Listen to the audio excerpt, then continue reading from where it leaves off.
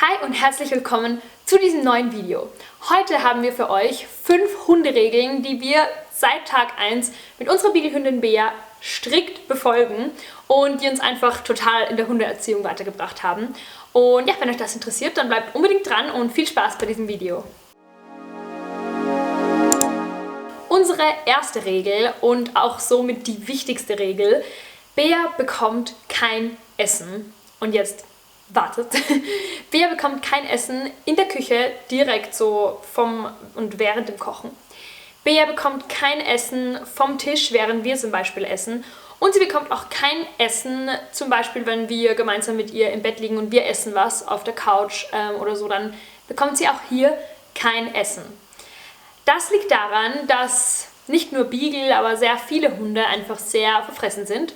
Und wir zum einen nicht wollen, dass Bea einfach immer dasteht und bettelt und hofft, dass sie irgendwas bekommt.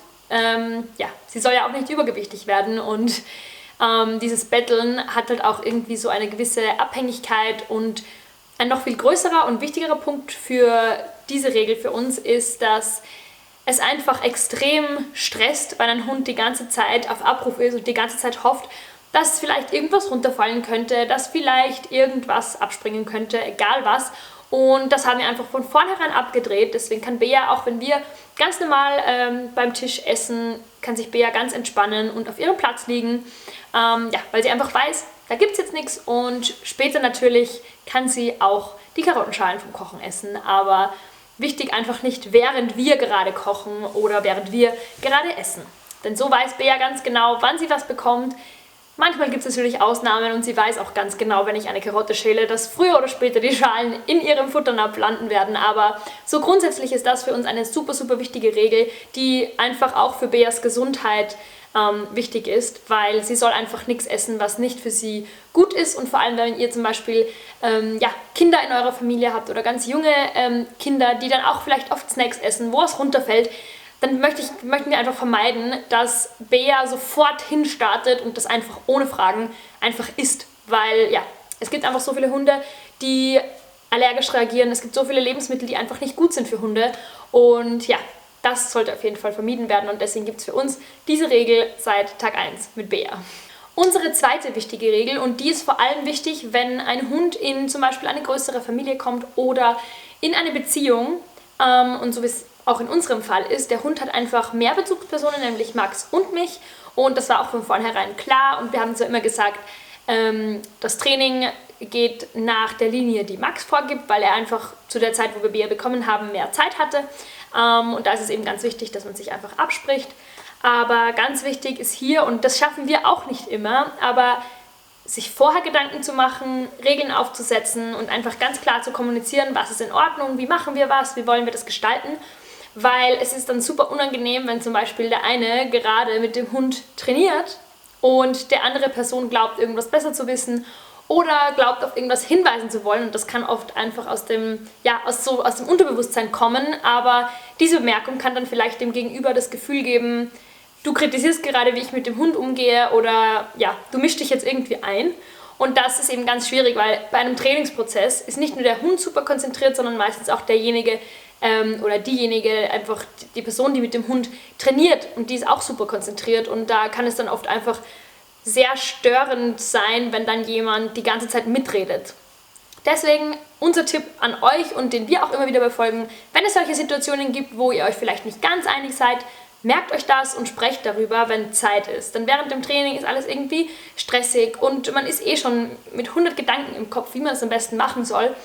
Aber am besten ist, ihr nehmt euch später einfach einen kurzen Moment, wo ihr drüber sprecht, wo ihr das besprecht und einfach eine gute Lösung findet für den Umgang mit eurem Hund. Da kommen wir gleich zur nächsten wichtigen Sache, nämlich Konsequenz. Es ist so, so, so wichtig, in der Hundeerziehung konsequent zu sein. Also das ist zumindest unsere Meinung, denn ich habe das Gefühl, dass das eben Bea nicht nur Ruhe gibt, wenn sie genau weiß, in welchem Rahmen sie sich bewegen kann, im Sinne von, sie weiß genau, okay, jetzt ist gerade eine Ruhezeit für mich, weil, keine Ahnung, wir vielleicht arbeiten, dann ist Ruhe. Und sie weiß aber auch, hey, wenn wir rausgehen, da kann ich mich auspowern, da kann ich frei agieren, und eben so klare Regeln, wo sie einfach genau weiß, hier darf ich drauf, hier nicht, hier, das darf ich essen, das nicht. Genau, das ist einfach super, super wichtig und wichtig ist eben auch, wenn der Hund mehrere Bezugspersonen hat, sprich in einer Familie, Partnerschaft oder vielleicht auch in einer WG oder so, dass alle gleichmäßig konsequent sind, denn der Hund wird sonst einfach nur verwirrt. Wenn er in die Küche kommt und bettelt, weil er was haben will, weil gerade jemand kocht und eine Person schickt den Hund weg und die andere Person gibt dem Hund was, dann kennt sich der Hund einfach nicht mehr aus und es ist einfach nur mehr pure Verwirrung, weil der Hund einmal für sein Verhalten bestraft wird und einmal für sein Verhalten belohnt wird. Und das ist halt irgendwie, ja, also da kennt sich dann im Endeffekt niemand mehr aus. Niemand mehr von den Personen, von den Menschen, die für den Hund da sind und der Hund selbst ist auch einfach nur verwirrt und kann sich dann einfach nicht entspannt im Alltag bewegen. Nummer 4 ist für uns auch super wichtig und das war auch eine Regel, die uns vor allem in der Welpenzeit super geholfen hat, aber die wir auch auf jeden Fall jetzt noch immer und immer wieder befolgen. Und zwar das Thema Ruhe. Und das ist so, so, so unterschätzt, meiner und unserer Meinung nach. Denn ein Hund braucht so viel Ruhe. Und sagen wir mal, ein erwachsener Hund braucht auch immer noch zwischen 16 und 18 Stunden Schlaf am Tag. Und das ist auch okay so. Hunde sind keine Menschen und Hunde haben einfach einen ganz anderen Tagesrhythmus und eine ganz andere Energieverteilung. Und ganz oft ist es ein Fehler, wenn man einen Welpen zu sehr überfordert und wenn man einem Welpen nicht genug Ruhe einräumt. Und das ist so wichtig, weil der Hund ist erstmal komplett frisch geboren. Der Hund ist ein Welpe, für den sind alle Reize überfordernd. Der versucht sich irgendwie anzuhalten und im Rudel zu bewegen und dabei zu sein. Aber es ist eben ganz wichtig, auch dem Hund zu kommunizieren, dass es auch Zeiten gibt, wo er nicht auf Abruf sein muss, wo er nicht auf jedes Geräusch reagieren muss, wo er nicht auf jedes Rufen und auf jedes Rascheln reagieren muss, sondern es gibt eben auch Zeiten, wo der Hund ganz klar weiß, hey, jetzt kann ich mich ausruhen, jetzt ist meine Zeit da, um zur Ruhe zu kommen. Und das ist auch ein super, super großes Thema, wenn ihr zum Beispiel auf Familienfeiern seid oder auf größeren Veranstaltungen, wo einfach viele Menschen sind, dann ist es super, super wichtig, darauf zu achten, dass euer Hund genug Ruhe bekommt. Denn beispielsweise, ihr habt einen jungen Hund, ihr wart draußen spazieren, habt vielleicht ein paar Tricks geübt und dann geht ihr mit dem Hund noch auf eine Familienfeier, weil ihr ihn natürlich auch herzeigen wollt oder. Und dann seid ihr auf dieser Familienfeier und ja, alle wollen natürlich mit dem Hund spielen und vielleicht sind da auch noch ganz viele junge Kinder, die dann sagen, hey, da Bea hier, der Bea sitzt, kann sie das machen, kann ich das machen? Und das ist natürlich super toll und das genießt man natürlich auch als Hundehalterin oder Hundehalter oder so, wenn man da einfach ja, das herzeigen kann, weil Welpen halt einfach super süß sind. Aber bitte, bitte, bitte, und das ist einfach ein Tipp von uns, wenn ihr zum Beispiel mit der Hundebox trainiert, das haben wir gemacht, weil Bea dann einfach überall ihren Rückzugsort hat, den sie kennt, räumen wir einfach Bea aktiv Ruhezeiten ein. Und das haben wir wirklich auch in der Welpenzeit durchgezogen, wo wir gesagt haben, so, jetzt ist Stopp, ich merke, mein Hund wird gerade übermütig, mein Hund braucht Ruhe, ich sehe das und ich tue aktiv was dagegen und suche mir zum Beispiel einen ruhigen Ort, wenn es die Möglichkeit gibt, vielleicht sogar ein extra abgeschirmtes Zimmer, wo die Tür zu ist. Natürlich muss man das langsam trainieren, aber so im Endeffekt soll es natürlich dann darauf hinauslaufen. Und dann sage ich einfach, jetzt ist Stopp, mein Hund braucht jetzt Ruhe, er kann sich ausruhen und einfach ein bisschen entspannen und nicht die ganze Zeit auf Abruf sein. Das ist super, super wichtig, weil ganz oft entsteht so dieses Bild im Kopf, dass wenn ein Hund übermütig ist oder zu gestresst ist, dass alle immer sagen, ja, der Hund, der ist unterfordert, der braucht mehr Beschäftigung. Und natürlich, und ich gehe jetzt einfach mal davon aus, dass ihr eure Hunde genügend auslastet, mit ihnen vielleicht trainiert und auf jeden Fall genug draußen seid. Aber lasst euch nicht von diesem Gerede in die Irre führen. Und vor allem, wenn dann ja oft im Internet auch steht, ja, du musst, wenn du einen Beagle hast, mindestens 2 Stunden am Tag spazieren gehen und. Natürlich, und du sollst deinen Hund ausreichend auslasten. Aber ich finde, der Punkt ist der, eine goldene Mitte zu finden, wo dein Hund entspannt sein kann, genug ausgelastet wird. Und das ist gar nicht so schwer, wenn man ein bisschen den Rhythmus vom Hund auch mitkriegt und mitträgt. Weil meistens ist es so, wenn ein Hund super gestresst ist oder übermütig, dass es nicht der Grund ist, dass der Hund jetzt gerade raus muss oder Energie braucht oder sich ausrasen muss, sondern ganz oft ist der Grund der, dass der Hund einfach müde ist und überfordert ist und überreizt ist. Das kennt man doch auch von uns Menschen. Manchmal ist es einfach zu viel und wenn es zu viel wird, dann werden wir sauer, dann werden wir vielleicht reaktionär. Und das Einzige, was wir dann brauchen, ist Ruhe.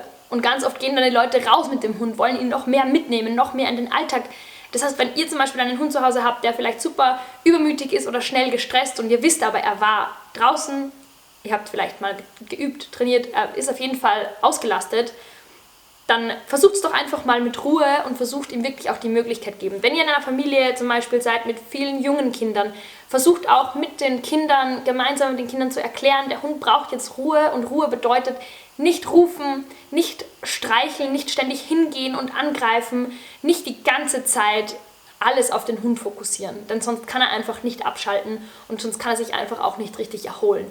Und das war unser Pluspunkt und unser Schlüssel in der Welpenerziehung, dass wir einfach Bea wirklich, wenn wir gesagt haben, okay, sie ist genug ausgelastet und das wissen wir, weil wir sie mittlerweile gut kennen, dann ist jetzt Zeit für Bea, sich auszuruhen. Und darauf haben wir auch bestanden in jeder Situation, auch wenn Leute dabei waren oder dann haben wir sie in ihre Box gegeben oder in einen sicheren Raum, wo wir gewusst haben, den kennt sie, das passt für sie.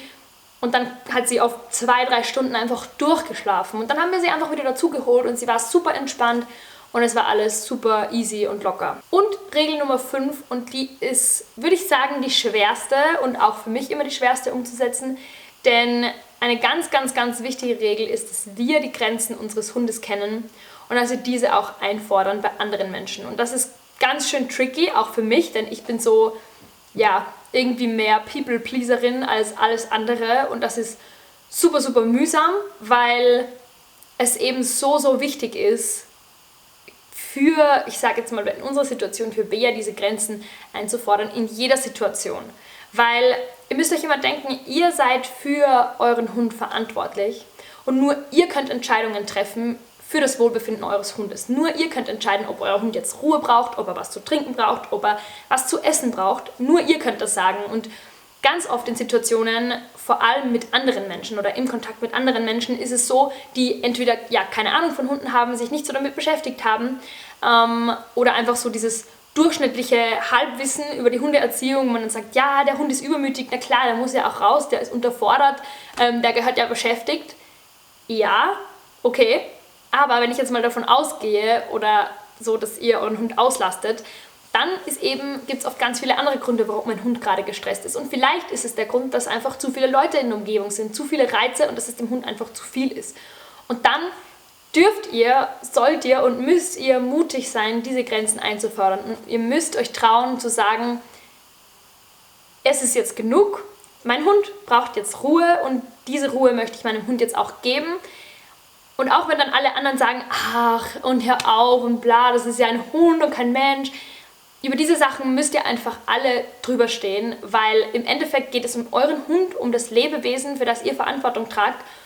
Und da darf man auch Nein sagen. Man darf auch Nein sagen, wenn in der Hundezone wildfremde Menschen eurem Hund Leckerlis geben wollen. Da könnt ihr sagen, nein, ich möchte das nicht. Und das ist auch okay so. Und wenn dann jemand sich beschwert oder einen miesen Kommentar lässt, dann darf er das. Aber es hat euch wirklich gar nicht zu betreffen und ihr braucht euch nicht denken, dass ihr da was falsch macht oder dass ihr Umstände macht oder sonst irgendwas. Ihr kennt die Signale eures Hundes und die sollt ihr erkennen und darauf reagieren. Deswegen gibt euch euer Hund diese Signale, dass ihr sie erkennt und darauf reagiert. Oder zum Beispiel, wenn auf der Straße Leute kommen und sagen, darf ich euren Hund streicheln? Ihr trainiert aber gerade vielleicht konsequent und ihr wollt nicht, dass der Hund alle 5 Meter angehalten wird zum Streicheln und zum Herzeigen bei fremden Leuten, dann kann es auch einmal sein, nein, wir sind gerade im Training, tut mir super leid, keine Ahnung, das geht jetzt einfach gerade nicht, dann ist das okay und ihr dürft das einfordern und ihr seid nicht komisch oder unangenehm oder irgendwie schräg, wenn ihr das nicht tut. Also bitte, bitte, bitte steht dazu und steht auch zu dem, was ihr euch innerhalb eurer Familie oder der Partnerschaft ausgemacht habt. Das ist super, super, super wichtig. Das waren unsere 5 Top-Regeln in der Hundeerziehung, die wir echt befolgen und sehr konsequent befolgen, seit Bea bei uns eingezogen ist. Wenn ihr noch irgendwelche Hunderegeln habt, die ihr vielleicht befolgt, dann schreibt das unbedingt in die Kommentare. Vielleicht können wir da noch ein paar hinzufügen zu unseren. Und wir hoffen, wir sehen euch beim nächsten Video und wünschen euch einen wunderschönen Tag. Ciao!